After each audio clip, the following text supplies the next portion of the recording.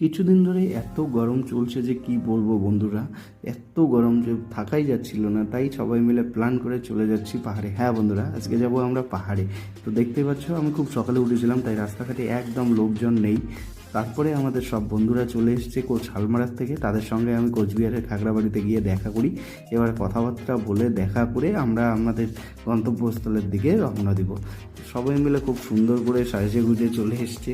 আজকে যেহেতু পাহাড়ে যাব, সবাই একটু এক্সাইটেড ছিলাম। তো দেখতে পাচ্ছি আমরা পুরো রেডি হয়ে বেরিয়ে পড়েছি। আর চারিদিকে এত সুন্দর চা বাগান, আর সেই চা বাগানের মাঝখান দিয়ে আমরা চলেছি আমাদের গন্তব্যস্থল লাভা ও ঋষভের দিকে। তো দেখতেই পাচ্ছি। তারপর সকালবেলা যেহেতু সবাই না খেয়ে চলে এসছে, তাই আমরা সবাই মিলে একটু ব্রেকফাস্ট করে নিলাম। আর আমাদের ব্রেকফাস্টে ছিল রুটি আর ঘুগনি। তো রুটি আর ঘুগনিটা খুব সুন্দরই ছিল, খেয়ে খুব মজাই পেয়েছি। তারপরে এক দাদা ছিল যে দুধ দিয়ে রুটি খেয়ে নিয়েছে। তারপরে আমরা আস্তে আস্তে আমাদের গন্তব্যস্থলের দিকে রওনা দিলাম এবং